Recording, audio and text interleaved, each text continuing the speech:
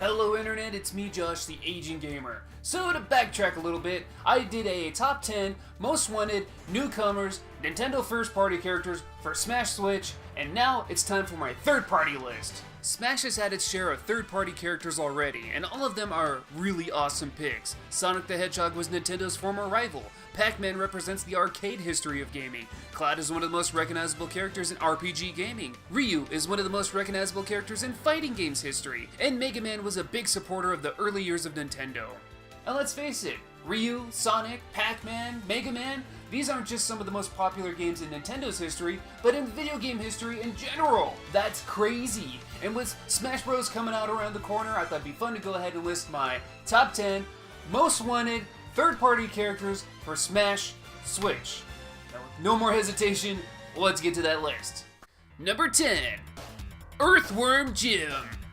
Alright, so like how I started my last list, this is going to be my obscure, guilty pleasure, unrealistic pick.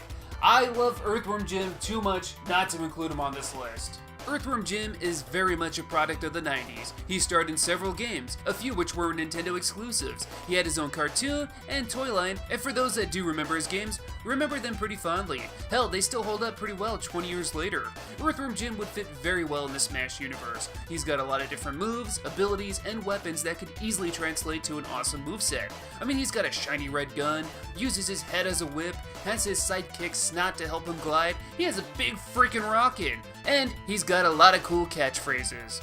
Ruby! Earthworm Jim, I love you. Come back. In any form, come back! Number 9. Billy Lee and Jimmy Lee. Billy Lee is the main character from the Double Dragon series, and Jimmy Lee, his brother, would make a great additional character within the same character slot. Double Dragon was absolutely the game to play way on back in the yesteryears. It was the beat-em-up title. First it was in arcades, then it made its way to the NES where the franchise would get quite a few sequels. They were so popular that back when Nintendo made their own trading cards back in the late 80s, they had a bunch of these Double Dragon ones too. It wouldn't be too hard to make these guys work in Smash either. They got a lot of cool punch and kick combos, plus they could use weapons from the series like throwing knives, chains, and bows. And while some didn't care for this particular game, I would love if they had their Double Dragon neon look. Number 8. Warrior of Light. Alright, so let me go ahead and say that I don't believe Cloud Strife will be coming back. To me, it kind of just seemed like a one-time deal. And if that's the case, I feel Warrior of Light would make a great replacement. Yeah, he could be a bit more generic compared to some of the more colorful Final Fantasy characters, but I feel this allows him to better represent Final Fantasy as a whole in this game, rather than basing everything off of one particular game.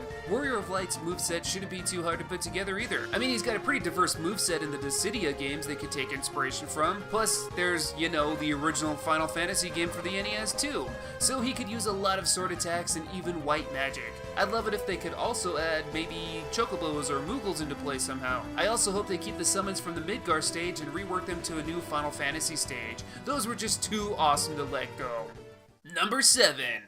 Banjo and Kazooie. You know, if you would have asked me a few years ago what the chances of these two characters making it in Smash would be, I would have said 0%. But with how Microsoft has been doing business lately, like putting Minecraft on Nintendo consoles and actually being all for Banjo and Kazooie being in Smash, I think the chances have gone up. Plus, Masahiro Sakurai surely has seen how requested this character is. Banjo Kazooie was a Nintendo 64 game developed by Rare, and it was an instant hit. The fact that people are still requesting these two characters to make it in is amazing. Moveset-wise, it wouldn't be that off from what they can do in their respective games, as long as they ignore the nuts and bolts travesty. The chances of them appearing are probably still pretty low, but then again, who would have thought that Cloud, basically an early PlayStation mascot, would ever make it into Smash either? Number 6. Bill Rizer and Lance Bean. Oh yeah, I'm talking Contra here. Similar to how Bimmy and Jimmy could use Double Dragon to represent the beat-em-up genre, Bill and Lance could represent the run-and-gun genre that was so damn popular and still inspiring games today. Contra was an NES staple for awesome games, and man, it will make a man out of you. Plus, the run-and-gun bullet hell would make a great moveset for Smash. Pew pew pew pew! Personally, if they made it in, I would love for their stage to be a scrolling stage of the first level in the original game. It would be hazardous and chaotic, and which would best represent what these games were all about. I would love this. Number 5. Arthur.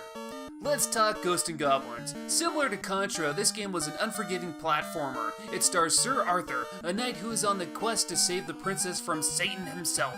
With his unlimited supply of javelins and various other weapons, he can have a pretty fun moveset. Ghosts and Goblins may be a game that turns off players with its high difficulty, but it's a very wonderful, colorful game that has a lot of cool monsters and visuals. I'm all for this little guy being in the game. And if he makes it in, they better have his alternate undies attire.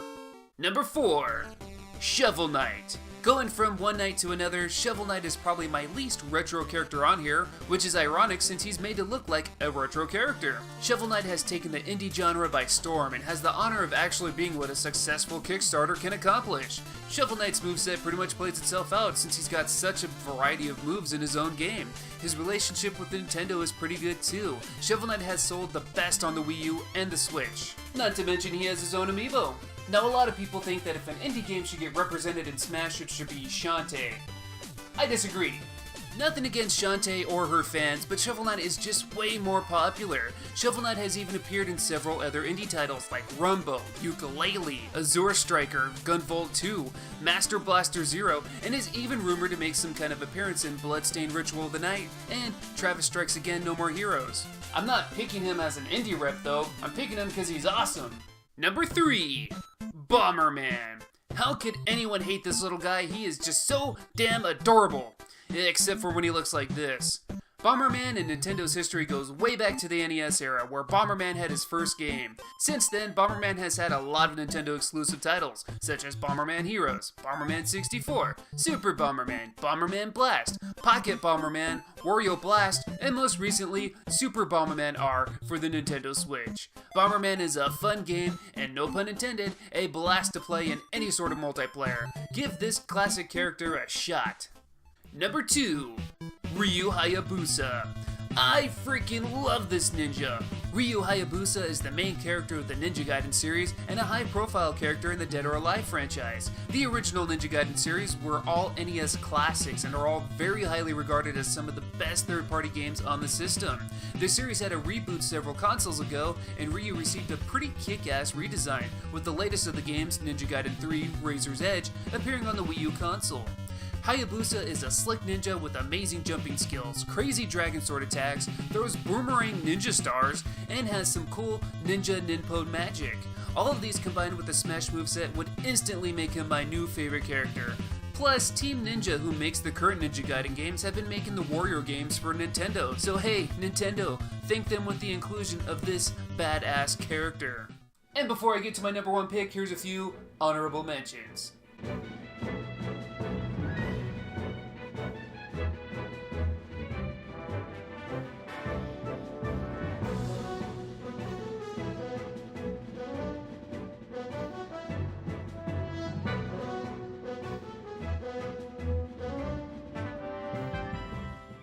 Number 1.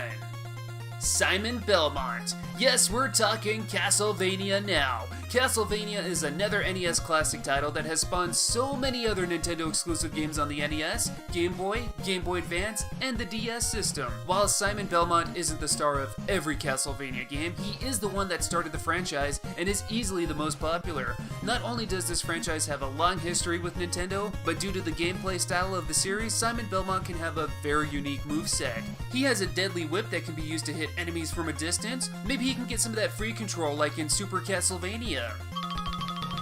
Plus, having axes to toss, daggers to throw, and holy water that can burn the ground around him, he can be an interesting character to play as. As we look at Nintendo's history of third-party games like Ninja Gaiden, Bomberman, Ghosts and Goblins, Contra, Double Dragon, and how they've helped support Nintendo along the way, I think the most popular and unique third-party game that isn't already in Smash has to go to Castlevania. Plus, some gothic, creepy, vampire-killing atmosphere is absent from the Smash Bros. Series. Let's have Belmont take a crack at Smash.